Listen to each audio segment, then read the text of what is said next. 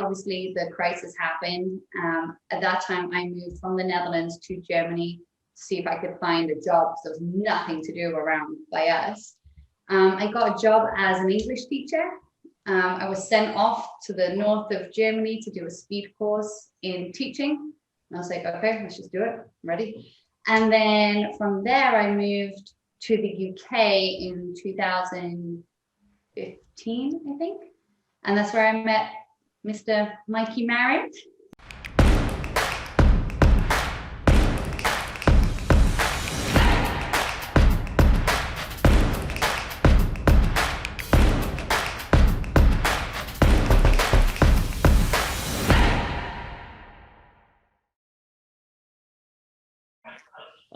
Hanni, how about you? Give us a little bit of your background.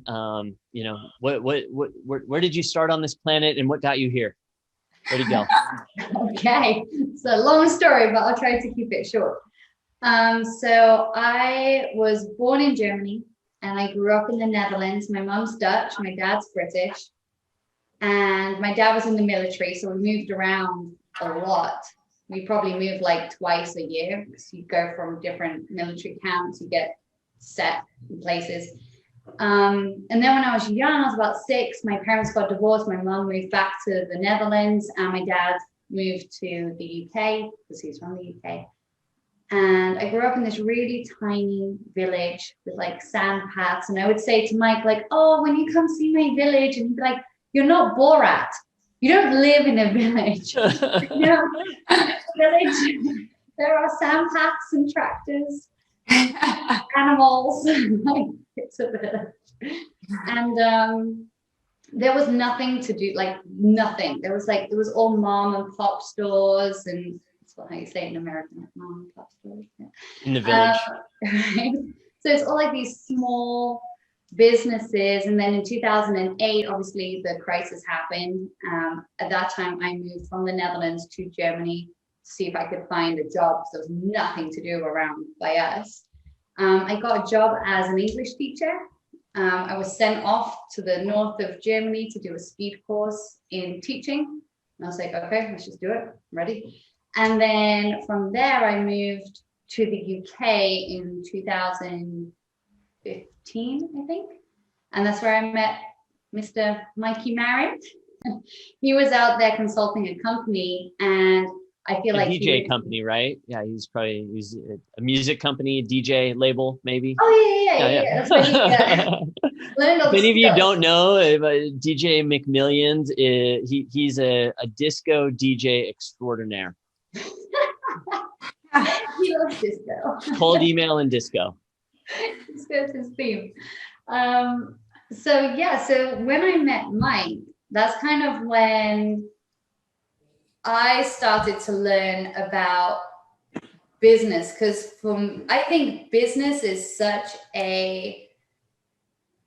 it's just so deep with levels to it that unless you actually dive in and explore what's there, you're only scratching the surface. So he took me on this roller coaster of what business actually is, and we've had great times and terrible times and all that good stuff in between.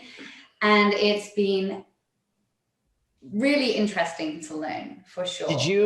When you grew up, did you grow up like in an entrepreneurial household at all? Or did that even ever cross your mind that like, oh, I could own my own business? Or it was like was there like a set path that like your family had kind of set, whether it be from kind of like family and culture to then meeting Mike? My family is not entrepreneurial at all. My dad joined the military. And then when he retired from the military, he joined the police force, became a sergeant. Then from there, he retired again and joined in the UK, the NHS, the National Health Service. If you want to, I don't know if that's exactly it, but National Health. Yeah. And then my mom was a single mom from when we were a young age, me and my sister, and she was on welfare. So it was my dad was very set with his ways, very military, very like ABC, like this is the way you should do it. Start at the bottom and work yourself up. And then my mom is very much just like, oh, just be free. Everything's fine. be a fairy. Yeah. So how do you transition from that then, from that kind of like regimented background, like in the military, consistent, like, hey, there's this track, to then going into business and kind of, I mean, moving to America of all places, which has this kind of idea of like the American dream, and I'm going to like own my own business and kind of do my own thing. Like what did that transition look like for you? Was it something that you felt, was it kind of always inside of you and now you got to lean into it? Or was it more of a struggle, like, wait, no, this isn't what I was used to growing up?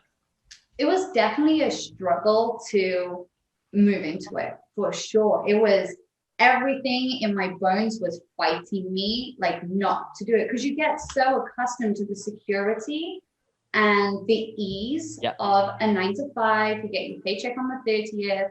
If you can't afford it, use a credit card. Like, we'll cross that bridge when we get to it. So it's just such security being in a 9 to 5. And when you have nobody around you taking risks ever, and then now you're with somebody in a foreign country and he's taking all these risks all the time and it's nonstop, you're just like, it's almost suffocating. Like, it's scary, but then you also learn the freedom that business skills bring, and actually that's more secure than working a 9 to 5. You actually, the perspective completely flips 180. It's actually, yeah, isn't that crazy? I was going to ask, like, what's it like on the other side now, but you just kind of said it. Like, now you thought you had this idea of what consistency and security was, and then you realized it was kind of leaning into those like smart risks that actually ultimately gives you kind of more freedom, right? Because now you can kind of like pivot with anything that comes your way. Absolutely. I love it.